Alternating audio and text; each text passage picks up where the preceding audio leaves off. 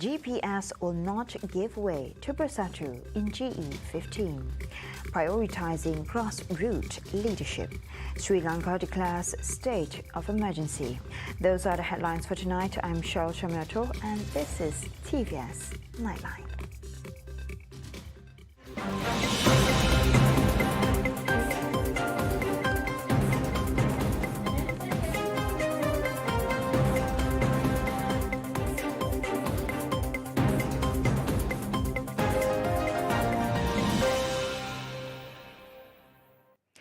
Gabungan Parti Sarawak or GPS Secretary General Datuk Sri Alexander Nantalinggi confirmed that GPS will not give way to Parti Pribumi Bersatu Malaysia or BERSATU in the upcoming 15th general election.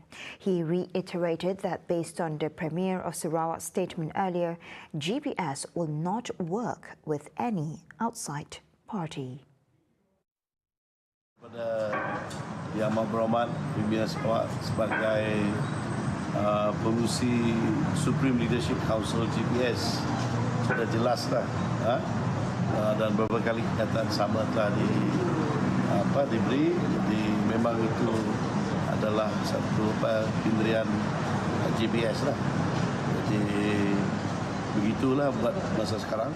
When asked whether BERSATU had requested to work together with GPS for the GE15, he said GPS will stand by Abang Johari's statement as the state coalition's chairman. Saya tidak boleh buat andaian sekarang. Kita ambillah kenyataan Yang Amat Berhormat Datuk Tan Sri Abang Johari sebagai pengurusi Supreme Leadership Council. GPS sebagai begitulah. That is the GPS stands now. Nanta added that GPS is ever ready to face the upcoming election. In fact, GPS's machinery had also been deployed to organize measures and discuss on political issues. We are ready for PRU.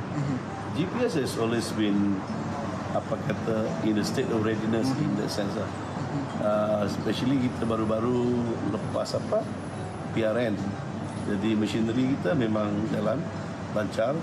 Lebih-lebih lagi bagi PBB sebab di bulan pertengahan bulan Jun nanti kita akan mengadakan Perhimpunan Agung. Jadi beberapa minggu lepas sehingga sekarang masih dalam perjalanan iaitu mesyuarat cawangan-cawangan yang berlangsung sekarang. Jadi apabila kita untuk buat persiapan dia dalam mesyuarat cawangan memang kita bincang hal politik dan sebagainya lah.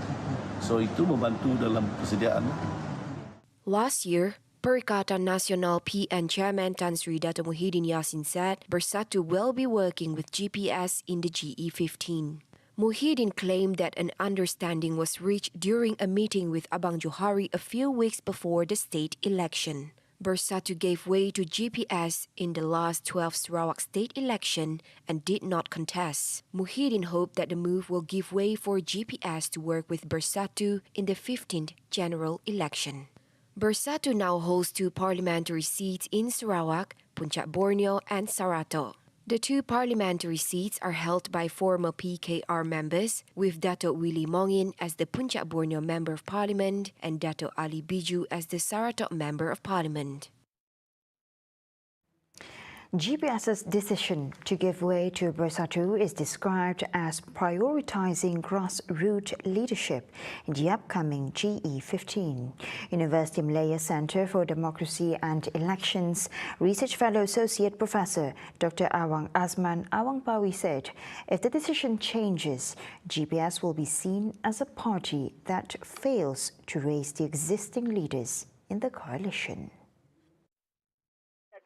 Untuk parti seperti BERSATU untuk bertanding dekat Sarawak memang dianggap sesuatu yang tidak munasabah bagi kepimpinan GPS sebab ia akan menunjukkan betapa GPS ini tidak mempunyai keputusan yang tegas. Satu, yang kedua, jika mereka menerima BERSATU itu bersama GPS pada PRU akan datang, bermakna GPS gagal menawarkan pemimpin daripada akar umbi mereka sendiri. sedangkan saya kata tadi mereka dulu merupakan musuh politik pada PRU yang lepas. Awang Azman added that he was very confident that GPS will stand by the Premier of Sarawak's statement until the GE15. The GPS leadership has proven their strong will in fighting for the people, in addition to continuing to develop the state. According to Parti Pusaka Bumiputra Bersatu PBB Deputy President Datuk AMAR Awang Tengah Ali Hasan, these excellent records are important to continue the state's development agenda, in addition to keeping up the momentum of the people's support for the GPS government. Taking Lawas parliamentary constituency as an example, Awang Tengah said what Datuk Henry Sum Agong brought to the area can be seen, including the State Assembly constituency represented by the opposition party. Kalau di kawasan Baklalan itu, minta maaf, minta ampun. Kalau bukan Datuk Henry Sum Agong, kan melihat jalan simen mendadak untuk ke rumah-rumah. Semua disebabkan oleh usaha Datuk Henry Sum Agong. Jangan tak sebut gereja-gereja, jangan tak sebut hal dewan-dewan. Kalau bukan Datuk Henry Sum Agong, tidak ada apa-apa. Tidak ada apa-apa. Jadi kata ni mesti kekalkan momentum ini. Awang Tengah commended the Lawas Member of Parliament as a representative who is very concerned with the welfare of the people in Lawas. Syukur Alhamdulillah, selama beliau bersama-sama dan saya bersama-sama dengan beliau, kita seling berbincang untuk allocation dia macam mana, untuk allocation saya macam mana. Kita agihkan mengikut allocation yang ada dan kita bagi rata. Awang Tengah and Harry Sum Agong were met at the Trusan Zone Aidilfitri celebration on Friday. In other matters, Sri Lankan President Gotabaya Rajapaksa declared a state of emergency on Friday night, May 6, amid public protests caused by the economic crisis. Streets in Sri Lanka's commercial capital, Colombo, were calm on Saturday after the declaration. Details of the latest emergency regulations were not yet made public, but previous emergency laws have given greater powers to the president to deploy the military, detain people without charge, and break up protests. In a special gazette issued by the president, it stated that an emergency law was declared in the interest of public security, the protection of public order, and the maintenance of supplies and services essential to the life of the community. There were no initial reports of late-night disturbances following the emergency declaration shortly before midnight, while traffic proceeded as normal. On Friday, May 6, police fired tear gas at dozens of demonstrators outside Parliament in more than a month of sporadically violent anti-government protests amid shortages of imported food, fuel, and medicines. Hit hard by the pandemic, rising oil prices, and government tax cuts, Sri Lanka has been left with as little as $50 million in usable foreign reserves. Meanwhile, the country has approached the International Monetary Fund for a bailout. Online shopping has been quite the craze, especially during the pandemic. However, as things are starting to ease, would many prefer to go back to the good old days of having Saturday family shopping again, or scrolling through an online shopping website on their device? Moeka Shimizu has the details. Shopping malls are finally bustling again with chitters and chatters as couples fight over which shirt looks better on them. Due to the pandemic, many people has opted for online shopping rather than going to physical stores. Would that still be the same as we enter to the endemic right now? Let's hear what the public has to say. I prefer visit physical store lah. Well, personally, I like to go for physical shopping because to me, I think it's more relaxing. Yeah, I think it's more fun and I can have more like an interaction because during this pandemic time, I feel like I've been constrained in one space and now this is the chance that I can really go out and I definitely like physical shopping. Okay. Yeah. Government statistics showed an increase of 7.3% in retail stores in January compared to January 2021. However, the percentage of Malaysians who made weekly online purchases in January 2022 was 66.6%. Malaysia runs second behind Thailand as they have 68.3% of purchasers. According to the Department of Statistics Malaysia, the e-commerce income recorded 290.3 billion ringgit, a jump of 18.3% year-on-year in the fourth quarter of 2021. Online shopping. Yeah, because save time and convenience and more choice for me. I prefer online shopping. When asked about the pros and cons of either online or physical shopping, there seems to be a variety of answers ranging from the great ability to be able to touch and choose the items and being able to enjoy the convenience of shopping at the comfort of their own homes. If we buy online, we cannot try it like that. If I go and buying clothes, right, I can try but online shopping I cannot try. And Good is convenience. Good is convenience. Bad is the shipping. The fee very high. I think got many choices from overseas and then cheaper. The bad is maybe cannot try. Meanwhile, there are conflicting ideas between whether Sarawak does or does not have the purchasing power and ability to invite more high-end brands. I think it more like supply and demand lah. Maybe a population in Sarawak, not like in the peninsula, like that lah. If the more populated Sarawak became metropolitan, maybe there are lots of ethnic store. I don't agree with Strakian don't have same purchasing power as West Malaysian. I think we do have a quite good purchasing power. It's just that we don't have much choice. We don't have that much option. So I believe that once we have those big store come in, then as a Sarawakian, I believe we also have the same purchasing power to consume. Well, you've heard it from the public, folks, and there seems to be a mix of emotions. However, physical shopping definitely does seem to have the winning side. My name is Moika Shimizu with videographer Fikri Razak for TVS. Coming up after the break, Malaysia in line with ASEAN 5-point consensus. Macron is sworn in for second term. Right here on TVS Nightline. Stay tuned.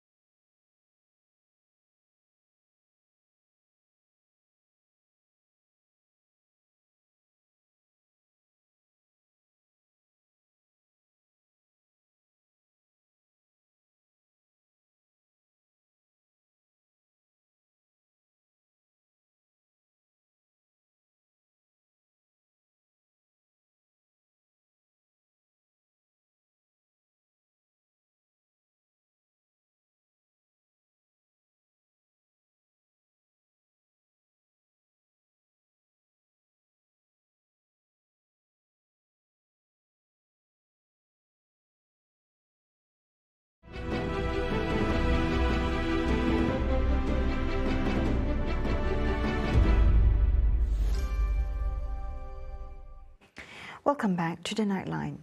All 123 Lembaga Tabung Haji branches nationwide will be open tomorrow to enable prospective pilgrims to respond to offer letters to perform the Hajj. TH in a statement said the move was following the announcement to extend the deadline to respond to the offer letter to perform the Hajj to Monday, May 9. Its acting executive director of operations, Mohammed Amin Abdul Wahab, said prospective pilgrims for the 1443 Hijrah Hajj season to send in their reply letters for performing the Hajj, the treatment record book following the medical examination, and an international passport to any of its branch offices, which will be operating between 8:45 a.m. and 4 p.m. Inquiries can be directed to the Tabung Haji Contact Center THCC, fax and email shown.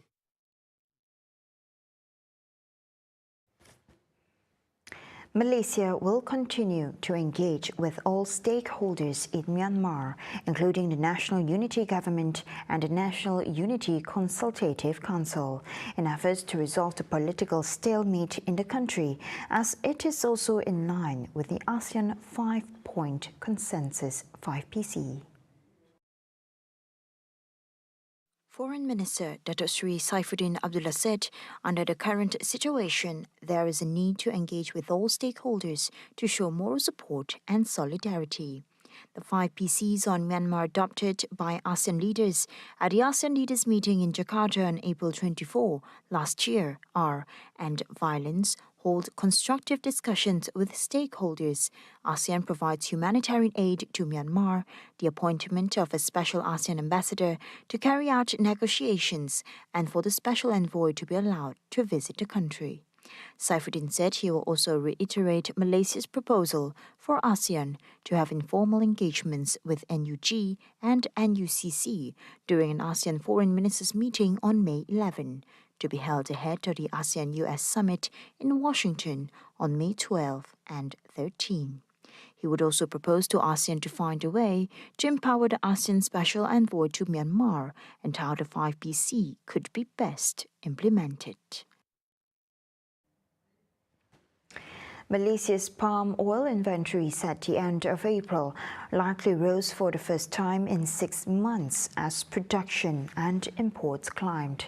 Stockpile was inclined to 5.2% from the previous month to 1.55 million tons, its highest since January. Output in the world's second-largest producer was pegged 4.9% higher at a 5-month peak of 1.48 million tons. Exports likely fell 5.6% to 1.2 million tons, while imports were seen as nearly 12% higher at 95,000 tons.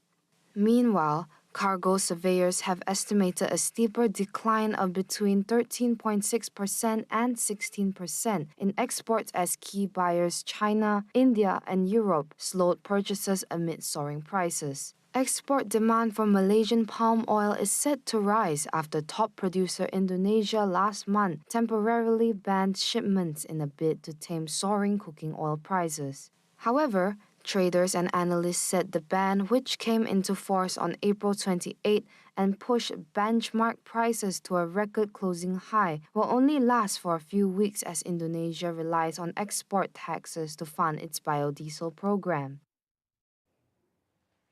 The ringgit is expected to remain volatile in the near term alongside other emerging market currencies. Erratic currency trading is also anticipated to be weighed by the U.S. Federal Reserve monetary tightening phase, as well as monetary policy divergence in key jurisdictions such as China and Japan, which prefer policy accommodation as a way to help revive their economy. Bank Islam Malaysia Berhad Chief Economist Muhammad Afzal Nizam Abdul Rashid said the US dollar has become highly favorable as its rates of return would be far more attractive by the end of the year. Muhammad Afzal Nizam also said the dollar ringgit would gyrate within its trading band next week, and all eyes will be on Bank Negara Malaysia's B&M Monetary Policy Committee meeting on May 10 to 11 in order to gauge their latest economic assessment and decide on the overnight policy rate OPR. Meanwhile, B&M is expected to maintain the OPR at 1.75%, and the central bank would be observing the first quarter of the economy data scheduled to be released on May 13. On a weekly basis, the ringgit was lower against the greenback on Friday compared to a week earlier. The ringgit, however, was traded mixed against a basket of major currencies on a Friday-to-Friday basis. The ringgit rose against the Singapore dollar a week earlier and improved against the British pound last week. It, however, declined vis-a-vis the Japanese yen and weakened versus the euro.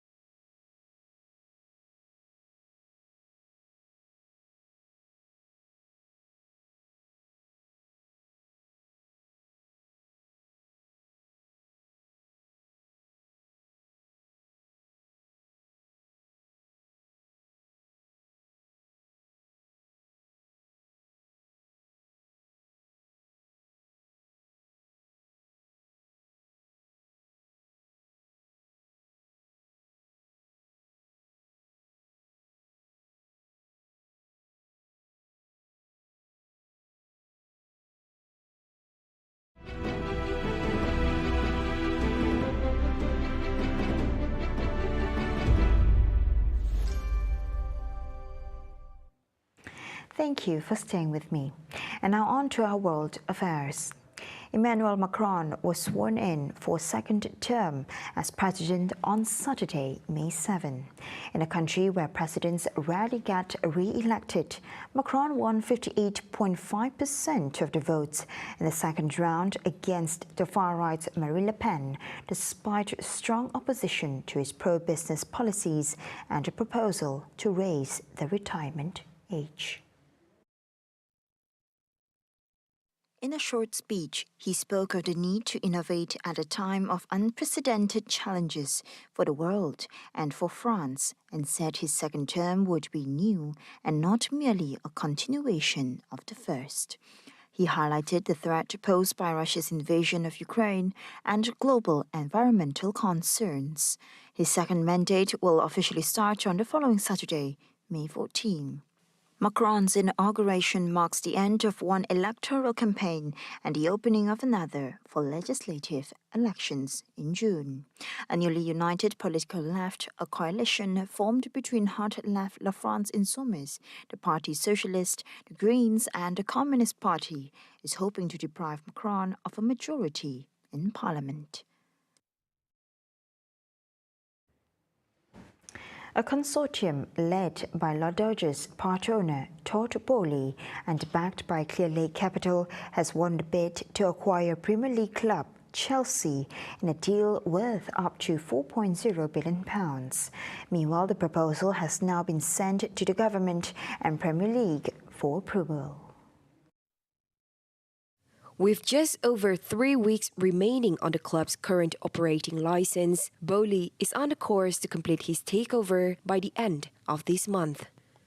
Russian owner Roman Abramovich, now subject to sanctions by the British government, put the London club up for sale in early March following his country's invasion of Ukraine.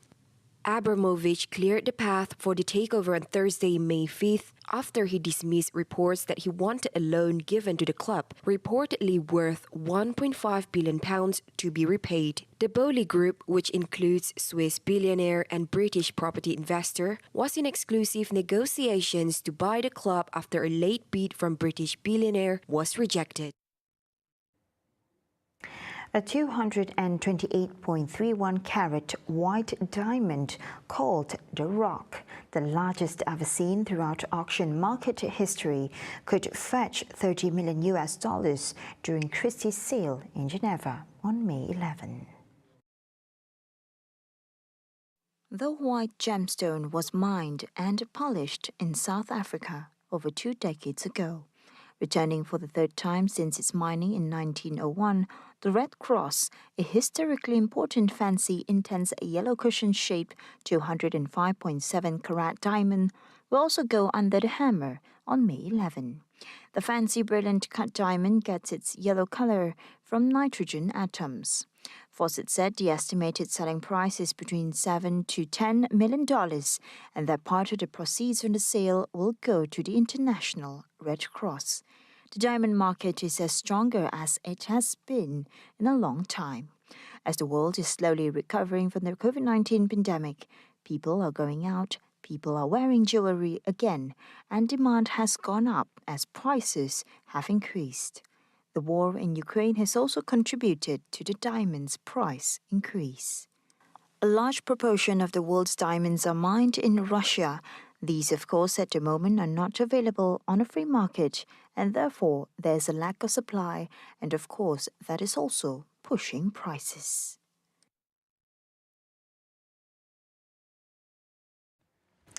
And that feature concludes TVS Nightline for tonight. For recurring updates, do follow us on our TVS official Facebook page and also on our headlining stories on our website at TVSTVMY.